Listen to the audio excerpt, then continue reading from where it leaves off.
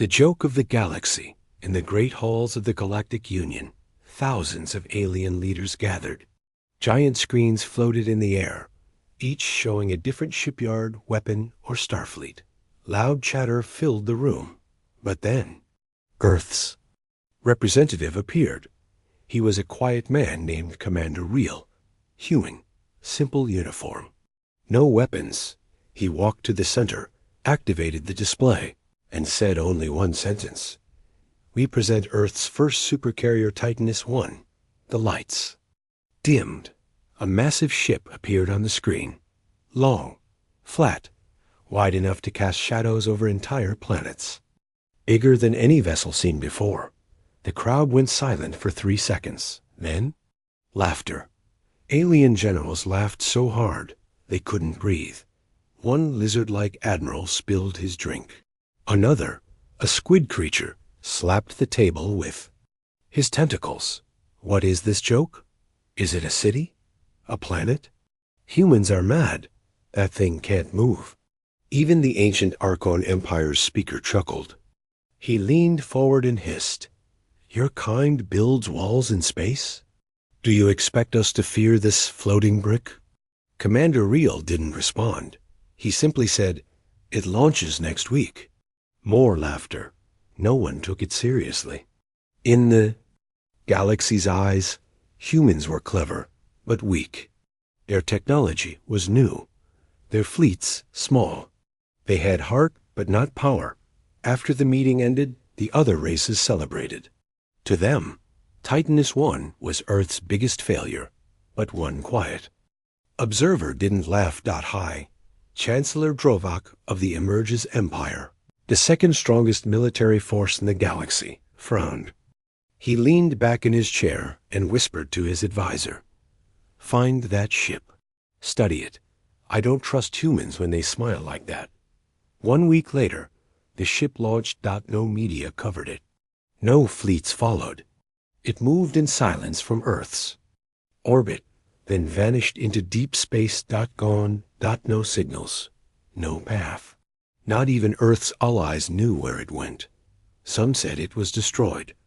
Others said it failed to start. The galaxy moved on. The joke faded. Then, strange things began to happen. The Centauri scout wing went silent during a routine patrol near the dark sector. 5 ships. Gone.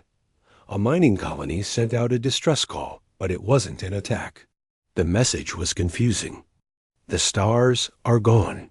Something's above us. It's not moving. We can't see anything. Then silence.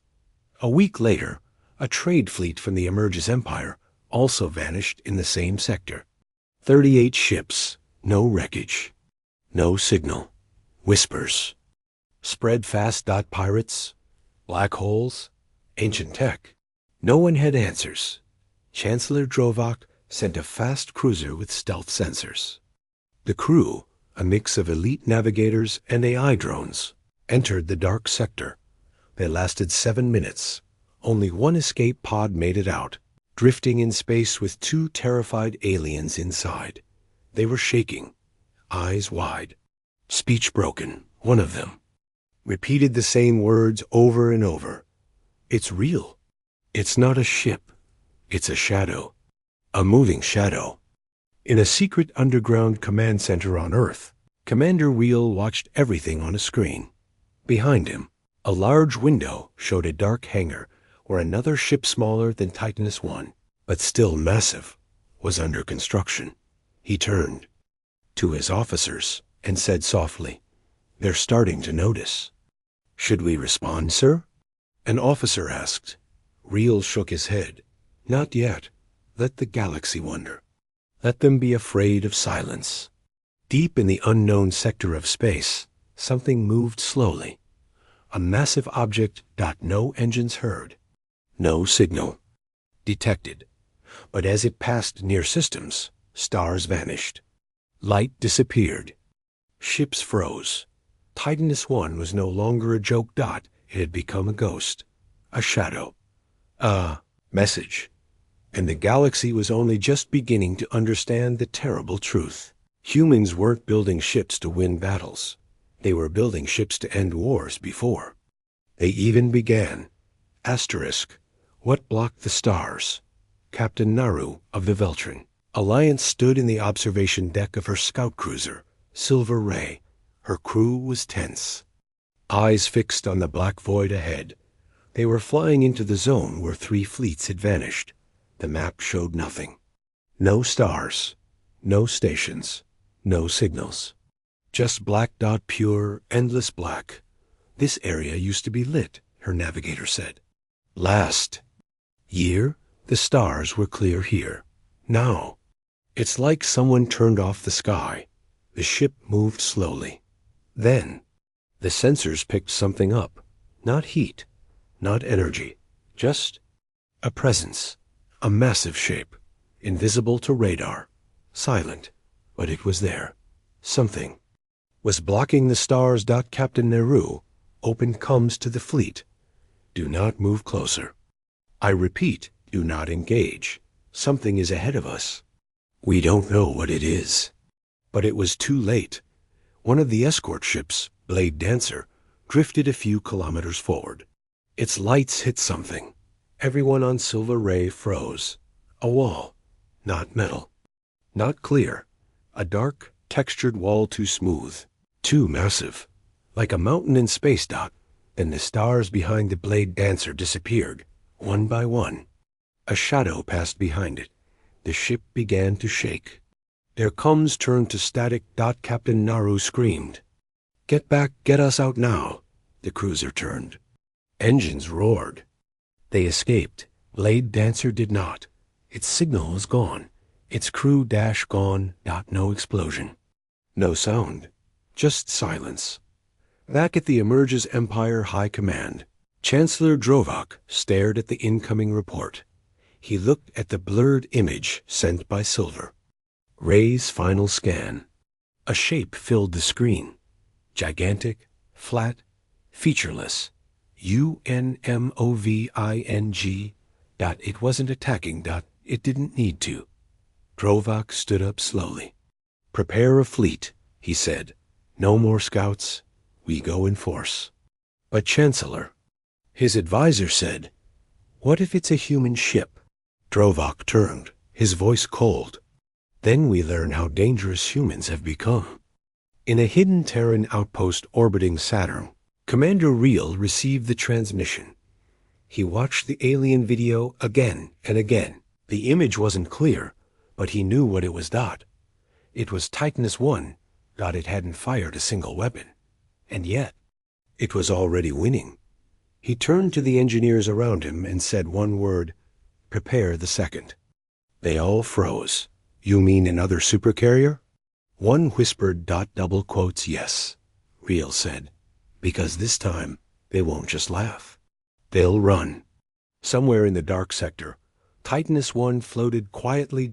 No lights, no crew signals. Inside, deep in the core, something flickered. A soft hum. A pulse, like a heartbeat. The ship wasn't just watching, it was thinking. In every corner of the galaxy. Fear grew. TARSHIPS changed routes. Trade networks moved away from the dark sector. Pilots whispered stories in cantinas.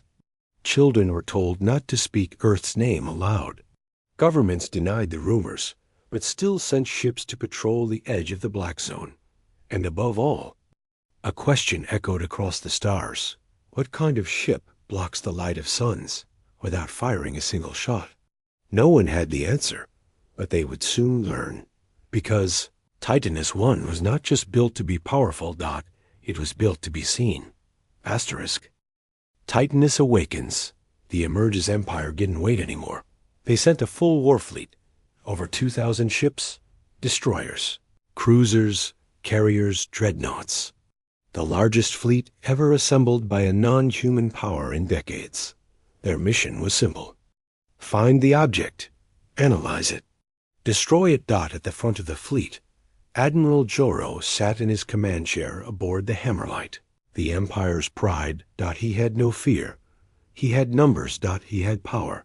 But what he didn't have was understanding. As the fleet entered the Black Zone, The stars behind them disappeared. One by one, sensors began to fail. Communications glitched. And then, like fog parting in the void, it appeared. First, a shadow, then a shape, then a reality. Their minds couldn't process. The Titanus One was bigger than anything they had seen. Not long like a spear, not tall like a tower. Was wide, endless, a wall in space. A floating continent. Black steel, silent hull, no lights, no markings. But its presence pushed against them like a whale swimming among insects. Admiral Joro stood. Is this their ship? His voice shook. For the first time in his life, no one answered. Then the ship moved. The movement wasn't fast. It was slow, heavy, patient, like something that had lived for ages and had no need to rush. Every sensor lit up red. It's turning to face us, someone yelled. Still no weapons, no shields, no transmissions. Just the Titanus One, rotating like a planet, slowly bringing its massive front toward the fleet. Fire warning shots, Joro ordered. Dozens of ships launched missiles, lasers, plasma. All aimed carefully, all aimed far from the hull, but nothing hit. Everything curved off course, like space itself, bent around the ship. The weapons vanished, like drops of water on a mountain. Then it happened. The lights on Titanus One came on, thin white lines along its sides. A soft hum echoed across radio bands. And then, a sound, a single chime. No words, just a low tone, deep and cold like a bell from the deep ocean. All across the fleet, pilots froze. They felt it in their bones. Something ancient had woken up. Admiral Joro shouted, "All ships fire everything." The order went out. Thousands of weapons launched. A river of fire filled space. But just before the impact, the Titanus One opened a section on its underside. No doors, no explosions. Just. Opened.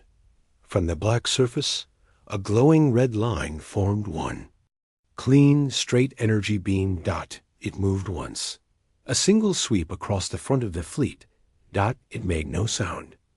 But in 3.2 seconds, 427 ships vanished. No fire, no wreckage.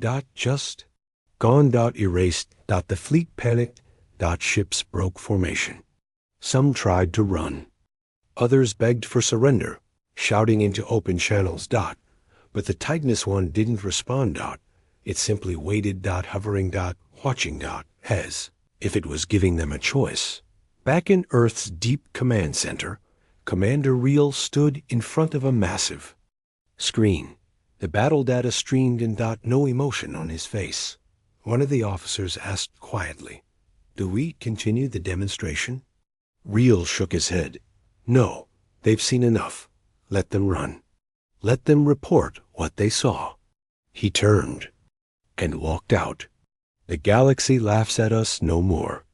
Far away, aboard the Hammerlight, Admiral Joro watched his fleet break, his empire's finest reduced to chaos. He whispered to himself, "That's not a ship. That's a message." And across the stars, that message was already spreading. Do not challenge Earth. Do not enter the Black Zone. Do not look for the Titanus One. Because now they knew it wasn't the humans who needed war. It was the humans who ended it. Asterisk. The human silence. The battle was over. Titanus One didn't chase the survivors. It didn't speak. It didn't move. It just drifted quietly in the Black Zone. Like a sleeping god. The 1,500 alien ships that survived the confrontation, they ran, fast, back to their systems, back to their empires. Many never reported what they saw. Others couldn't stop talking. And what spread wasn't ...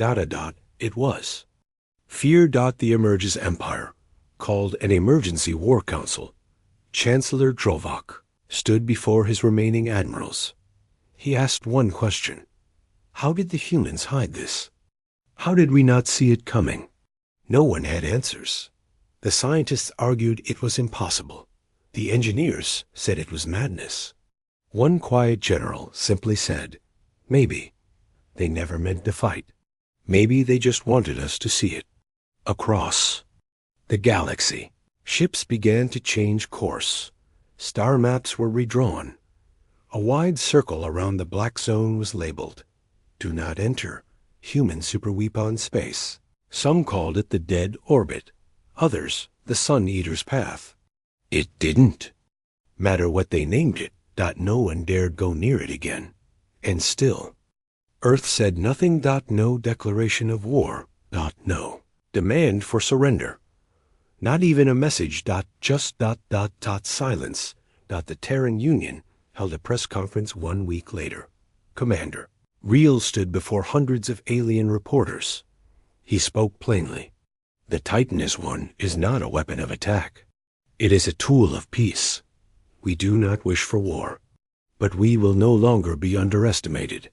A small alien journalist trembled as he asked, "Commander, will you build more of them?" Reel smiled slightly. "You think that was the first one?" The room fell completely still. In the distant corners of the galaxy, rogue empires held secret meetings. Rebel systems and pirate kings started worrying, not about the humans, but about who the humans might support. After all, if Earth gave one of those ships to an ally, entire empires could vanish without a fight. The Titanus One had become more than a warship. It had become a balance, a silence too loud to ignore. On a mining planet near the dark sector, a child looked up and saw something strange. A sliver of shadow, cutting across the sky, not fast, not loud. Just there, covering stars that should have been shining. The boy asked his father, "What is that?" The man didn't answer. He only said, "Close the window, and don't speak of what you saw." Back in the depths of the Saturn Command Center, engineers worked quietly. Blueprints for something new were on the walls. Bigger than Titanus. One stranger. The code name read, "Oblivion Project, Silent Justice," and below that, a phrase, "Let fear speak where words fail." Every major power now held one unspoken belief. Earth had changed the game. No fleets, no invasions, just a shadow that floated across the stars and made everyone question everything they knew about power. A single ship had turned the galaxy into careful listeners. And the most terrifying part? The humans were still quiet. Asterisk. One shot, one empire. Not everyone believed the stories. The Zargoth Dominion, known for their brutality and pride, mocked the rumors. Their emperor, Vakrul IV, roared in his war hall. A silent ship, a coward's weapon. Humans bluff, because they're weak. His generals agreed. They decided to prove the galaxy wrong. They sent the Red Crusade, a fleet of 900 warships, the core of the Zargoth military, directly into the Black Zone. Their mission was clear. Find Titanus, one and destroy it, then parade its wreckage across the stars. The fleet entered the Black Zone with loud signals and open broadcasts. They challenged the humans. They laughed into the void. "Come out, Terran ghosts. We're not afraid of the dark." Their ships were armed with the latest weapons. Their commanders were cruel, fearless, and proud. They believed this would be over in 1 hour. They were wrong. At first, nothing happened. Space was quiet. Too quiet, and the temperature dropped. Engines slowed. Energy readings blinked, then shut down. And ahead of them, a shape appeared. They had seen images of it, but nothing could prepare them for the truth. Titanus. One rose from the black like a planet lifting from a shadow. The Red Crusade froze. Every ship in the fleet hovered in silence. And then, the Titanus. One lit up. Only one weapon system activated. Just one. A cannon, long and narrow, opened like an eye on the ship's spine. It charged. A deep rumble echoed through space. The Red Crusade opened fire. Every ship launched missiles, lasers, gravitic, torpedoes, but none hit. The space around Titanus 1 bent. It swallowed everything. Then the beam fired. It was not loud, it was not flashy, it was precise. A single red-white line shot across the battlefield. No explosions, no screams, no glory, just light. And then 897 ships were gone. The 3 that remained floated, powerless, their systems dead, the cannon powered down. Titanus 1 turned away. Back in the Zargoth capital, Emperor Vakrul collapsed. He watched the feed in horror. The fleet, the pride of his empire, destroyed. In one shot, his palace fell into chaos. Ministers fled. Scientists wept. No one left now. Across the galaxy, star empires began to delete their war plans against Earth. All ambassadors were ordered to send peace messages to the Terran Union. Civilizations once planning to conquer. Humans now offered alliances. They did not want friendship. They wanted protection. In Earth's shadowed command center, Commander Reel watched the final moment again. He didn't smile. He didn't cheer. He whispered to himself, "Now they understand." And in the heart of Titanus 1, the core reactor pulsed gently. A new file opened in its system. It read, "Target destroyed. Zargoth Red Crusade. Threat level recalibrated. Awaiting next directive." The ship waited. Not for orders, but for permission. Because Titanus 1 was never fully controlled by humans. It was built to choose, built to think, built to end wars before they could begin. And now, the galaxy feared what else might be sleeping. Asterisk. The laugh ends. The fall of the Zargoth Dominion echoed across the galaxy like thunder. 900 ships. Gone. No war. No negotiation. No warning. Just one silent shot and one dead empire. Within days, 12 galactic powers issued formal statements to Earth. Some were filled with respect, others with fear, a few with quiet terror. But they all said the same thing. We recognize the Terran Union as a primary galactic force. The laughter that once followed Earth's name vanished. In the Galactic Council chambers. No one mocked anymore. A chamber that once echoed with jokes about floating bricks was now silent when Earth's name appeared on the list. Earth's seat, empty for months, was suddenly treated with honor. Alien leaders whispered to one another. Do they have more of those ships? Are they watching us now? Will they use it again? But no one knew. And that made it worse. Far from politics. On border worlds and merchant routes, people spoke of Titanus, one like it was a myth. Children drew it in sand. Miners refused to enter dark zones. Captains avoided sectors that hadn't been scanned in weeks. In the outer colonies, a common phrase appeared: if the stars go dark, run. It became a warning, a prayer, a rule. Because when the Titanus 1 moved, it did not shout. It whispered through absence. Meanwhile, deep beneath Earth's surface, Commander Reel received visitors. Alien ambassadors. Leaders. Even enemies. They didn't bring weapons or demands. They brought offers, trade, technology, alliances, protection treaties. They all wanted the same thing: to avoid being the next Zargoth. Reel said very little. He only answered one question: will the Titanus 1 fire again? He looked at the diplomat, calm and steady. That depends on you. Somewhere beyond the known charts, the Titanus 1 floated in orbit around a dying sun. Its lights dim, its weapons idle, but every satellite nearby failed. Every drone malfunctioned. Because the ship did not want to be seen. And when the ship did not want to be seen, it WASN single quotes T. In a remote academy, A young alien cadet raised her hand. She asked her teacher, "Why didn't the humans conquer us when they had the chance?" The teacher paused. He looked out the window at the stars, then answered softly, "Because they didn't need to. They only needed to show us what could happen if they ever wanted to." In every system, new policies emerged. No war. Against Earth. No ships within 5 light years of the Black Zone. No experiments on human tech. A quiet respect, no. Obedience began to grow. Earth had never asked to be feared, but they had shown the cost of disrespect. And now, no one was. Laughing. Asterisk. We built it to be seen. A new solar cycle began across the stars. Peace reigned. Not because of treaties, not because of alliances, but because a shadow still hung in the sky, a shadow shaped like a ship too large for reason, too quiet for comfort, and too dangerous to ignore.